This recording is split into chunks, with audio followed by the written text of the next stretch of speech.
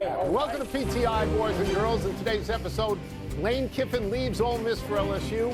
Wilbon's Bears run over the Eagles, and the Broncos barely beat the Commanders. But we begin today with yesterday's NFL action. There were two results that raised an eyebrow or two. One was the Carolina Panthers beating Los Angeles Rams 31-28, which opened the door to the number one seed in the NFC to your Bears, Wilbon. The other was the Houston Texans beating the Indianapolis Colts in Indy 20-16. Wilbon, which of these results was the bigger surprise? Yeah, you know, neither of these was actually a surprise to me because in my pool. You had both. Yeah. And I'm stunned. Carolina. It shocked you yesterday. Yeah, no, stunned. That's stunned. But it's still Carolina because even as I'm watching it, I'm sort of cheering for it to happen. Not that I hate the Rams. That's an upset. The Rams had won 6 in a row. They had gone into the week. They started the holiday weekend with everybody proclaiming they were the best team in football, if there was such a thing. Tony, I didn't think that about Houston and Indy. I thought that was a toss-up, a pick-em going into the day. But when you see Carolina, look, Carolina's done this a few times now.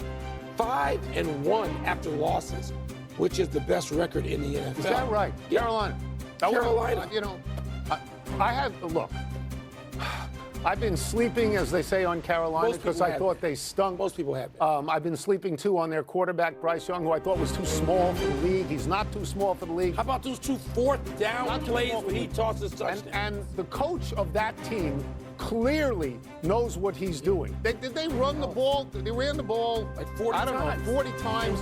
I don't know how they lost to the Saints, but they have now beaten Green Bay and the Rams. They are 7-6. They were 4-13 last year, 2-15 the year before. So much like New England, they've come out of nowhere. That is the biggest surprise. I could try to make the case on Houston beating Indianapolis in Indy, but you also have to say that Indianapolis has now lost 3 out of 4. Yeah. They appear to be fading, and Jonathan Taylor's not getting the chunk yards that he got before. He had, 85 yards on 21 carries. And Daniel Jones played on a broken leg, which is not ideal. It's not ideal in that situation. Houston has now won 4 in a row. 3 of them with a backup quarterback. So what happened yesterday is C.J. Stroud made a good team better. But yes, the answer is the Rams. As you know, I had Matthew Stafford as the MVP. He was 29 touchdowns, no interceptions in his most recent run. At some point, both the streak, 6 in a row, and that crazy streak of touchdowns without interceptions, 29-0. Gotta come to an end. Twice in the first quarter? Yeah. What I'm saying to you is when that happens twice in the first quarter, and then there's that fumble late, that critical fumble late, that is shocking to me. I expected them to win. Expected. Nobody in this league this year is so good that we just presume correctly that they just keep winning. No. Right? No. There's either no great team or there's 15 good ones. Scare me about my situation pretty soon. Yeah. Let's move from Sunday's surprises to those from the extended holiday weekend. Dak threw for 320 yards. Give him his money. As the Cowboys topped the Chiefs. The Bengals' last place defense forced the Ravens into 5 turnovers as Cincinnati beat Baltimore in Joe Burrow's return. And the Bears ran over and through the heavily booed and heavily favored Eagles. Maybe it was heavily favored and heavily booed. Tony, which of these results most surprised you? So the biggest surprise is that the Bears, at the moment, are the number 1 seed in the NFC. Nobody saw this coming, especially you, who said before the season we could start out 0-5. Yeah. Beating the Eagles is impressive. Running on them is impressive. But, you know, there's something wrong with the Eagles right now. They have no offense. No, they don't. Saquon Barkley, they are not. So the reason that is not the biggest surprise is because the Bears are 9-3. I mean, you cannot just automatically assume that they're not going to win that game. A bigger surprise is Cincinnati beating Baltimore. Joe Burrow essentially came out of a hospital bed and beat this team. He practiced. He threw the ball 46 times. He had 2 touchdowns rather. On the other side, Lamar Jackson in the last 3 games has no touchdown passes. He has 3 interceptions. He has 2 fumbles lost and he's been sacked 8 times. Weeks ago, you said on this air you thought he had lost a step. Yep. In the interim, he seems to have lost another step. Yep. But the biggest surprise is the Dallas Cowboys. Let's be honest about that. No, they were proclaimed by every show on this network. In the span of 5 days, They now beat the two teams that were in the Super Bowl last year, the Eagles and the Chiefs. And Mike, they may have knocked the Chiefs out of the playoffs. Well, we're going to see more about the Chiefs, even more. I mean, the game's coming up this weekend, but that's a few days away. Let me go back to this weekend. Tony, it was the Bears. Because I've lived with this intimately. Nobody thought the Bears were any damn good. At the beginning of the year. No, nobody thought this week. Oh, because if you listen to all the shows coming out of the previous Sunday into Monday, they all people proclaimed Hall of Famers. People with gold jackets. They were sat and said, 8-3 the teams. Bears aren't any good. Going into this game, they were 8-3. Every one of those games was by a hangnail, something that shouldn't have happened. That's what Kansas City did last year when they were 11-0. They were 11-0 in one-score game. Yeah, but they were against teams that were threats. The Bears have beaten some last place. You're just promoting the Bears because they're your team. Look. I'm scared about this whole thing. Of course you are. Because it seems like it was scared just they're going paper. into Green Bay. You're scared. They went into Philly and kicked They did. their Yeah, they did. They did. And that was good. So I don't want to hear about Philly's offense. We ran through Philly's defense. I just want to talk about Dallas for a second. I think you give them short shrift. When Jerry Jones dumped Micah Parsons, everybody in the world said they won't win another game. He has destroyed the team. You, among others, and everybody said it. Well, Jerry traded for a couple of defenders, too. He did. And now their defense, while not great, is adequate. And their offense is more than adequate because Dak Prescott throwing to C.D. Lamb and George Pickens, that's a threat every place on the field. What if they beat Detroit this week? What if they go through those three teams in a row? What would you think, Jim? I'll be shocked. They would threaten the Eagles for the division, and I'd be shocked at that. Let me just start saying stuff now, since every other network show just sits around proclaiming crazy stuff all week long, usually starting on Monday. Let me proclaim something. The Detroit Lions are going to stuff your Dallas Cowboys. Not my Dallas You're Cowboys. cheering for them. Not cheering for them. You think they can go? I'm asking you to consider what they have done lately. What they have done that lately. 5-day stretch All I'm was saying. tremendous. All I'm Thursday night in Detroit, beat them. Let's move to the biggest story in college football this past weekend. Lane Kiffin jumping from Ole Miss to conference rival LSU. Ole Miss is 11-1 and surely headed for the college playoffs. Ole Miss has barred Kiffin from coaching this team in the playoffs, even though Kiffin publicly said he wants to. Ole Miss has said, tell it walking, pal. Wilbon, what do you make of everyone's decisions here? Lane Kiffin has every right to go to LSU or wherever he wants to work. And Mississippi had better say, get the hell out. This is an acrimonious divorce. Get out. You are not going to spend the next 6 weeks, if you go that far, because you can win in the playoffs. That's right. Splitting your time, your emotions, your devotion, and your loyalty between LSU and Mississippi.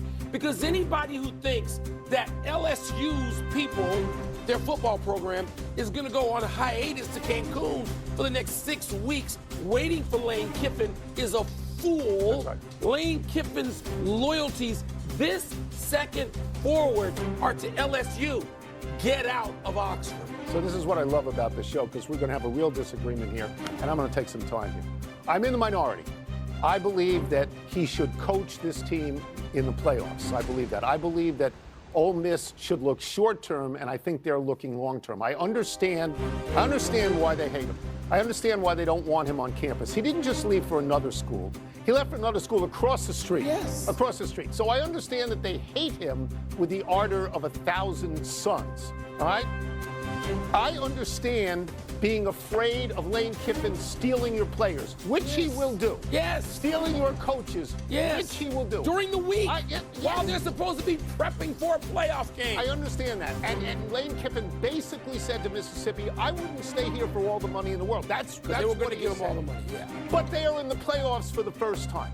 They haven't won anything in like 60 years. One of the reasons they're in the playoffs is because Lane Kiffin coached them into the playoffs. He's a great coach. I believe their best chance to win is with Lane Kiffin, and I believe this other guy, if and when he loses, because I don't think he's Steve Fisher. I don't think it's the same. I was going to say, I don't think you're on record having praised Bo Schembechler to the heavens because to telling. I don't think Bill Frieder is Lane Kiffin. I think Lane Kiffin is a better coach than that. And I think if this guy loses, it's going to be the greatest regret in Mississippi's career.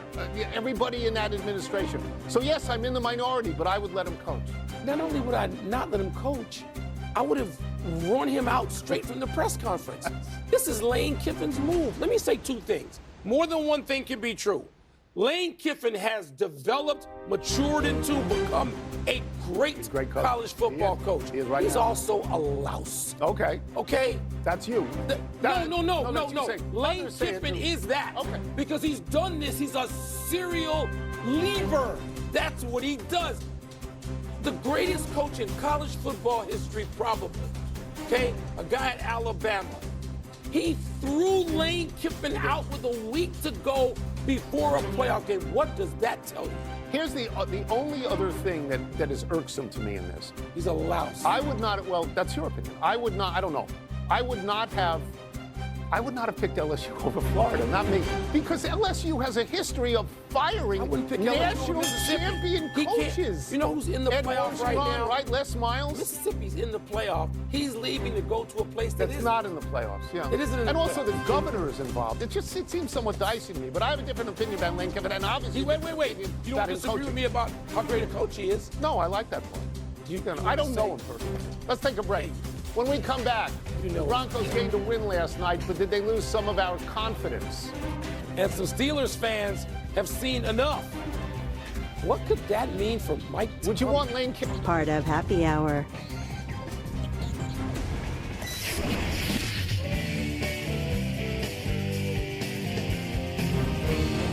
It's time to find out what the emailers dragged in. I will get the first one, and I need glasses because this print is very small. First one is. Do you have more or less confidence in the Broncos as a #1 seed after they edge the Commanders in overtime? More. If we're talking about complimentary football, they're in the top 5 in all the defensive categories that matter. And they've got a really good offense. And I don't have the questions about Bo Nix that others seem to openly have. I don't get why people are still finding something to be critical when it comes to Bo Nix. And so last night they played a tough game. It was an overtime game on the road in Washington. No, this does not diminish what I think of the Broncos. They went on the road. They came up with a clutch play to prevent losing that nice batted ball. They're a team that is on a historic pace for sacks allowed. They got a really fine defense in every way imaginable. Yeah. What do they want? So let me first say that I really loved the ending of that game. And it seemed to me that Washington had about 2 or 3 touchdowns called back because of penalties. So big ups to Marcus Mariota for hanging in there. And of course they went for 2 because they're 3-8 at that point. What is 3-8-1? What does that do? So of course they go for 2. As to this particular question, I'm going to echo something that you have said for a couple of weeks. I lose a little bit of confidence in every team every week because every team that we think is good seems to lose as soon as we say they are good. They lose, so I lose a little bit of confidence. Why I retain confidence in the Broncos is because they play this way every week. They have been behind in every single Sean game. Payton pointed that out last night. And they've won 10 of them. Yeah. So they know how to play these sorts of games. They do. It's not, you don't have to go out and beat somebody by 30. You got to beat them by 3. That's the important. If we're doing the Anthony I. Kornheiser power rankings right now in the AFC, do you have Denver #1? I'm waiting to see New England play a good team. Okay, well, no, not tonight. Not getting a good not team tonight. tonight. No, not tonight. I'm waiting to see that. All right, let's see what we got going on here. What's your reaction to Steelers fans chanting, "Fire Tomlin," during the Steelers' home loss to the Bills? So my reaction is that is pretty much what fans do. Fans do not look backwards into the glory years. Fans look at the moment, and at the moment, the Steelers are actually pretty lousy. They allowed unbelievable numbers here. Buffalo, 51 carries, 249 yards. Most in 50 years allowed by the Steelers at home. I've said this to you for a while. The Steelers haven't passed the eye test all year. They haven't. Mike Tomlin, I could say to their fans, Mike Tomlin hasn't had a losing season in 19 seasons. That's amazing. They will say, what has he done for us lately? In the last 10. And lately, he has not won a playoff game, I think, since 2016. 0-6 since that. Mike Tomlin's not going to get fired. In the same way, John Harbaugh is not going to get fired. Could. No, they're not. You know, but these days, I don't put anything past anybody. Mike Tomlin could want to leave. If he wants to leave, there are about 25 teams in the league that would say, come over here, including the Giants. That's true. Right? Including the Giants. But the Steelers, first of all, it's just unseemly for Steelers fans to chant fire Tomlin. Really? Because if they fire him and he goes somewhere else, I will spend my entire life, my second hardest root on Sunday after the Bears, for the Bears, would be to root against Pittsburgh and whoever they bring in. I just think fans of almost all franchises. Pittsburgh doesn't do this. It's stupid. Pittsburgh doesn't. This is beneath Steelers fans, except apparently it isn't. And Mike Tomlin should just, take the temperature and say, you know what? There's 15 other franchises that'll have me. And by the way, it could be time. It could be time. Just part of the company. That's right. It doesn't have to. It could be like Andy Reid, who had a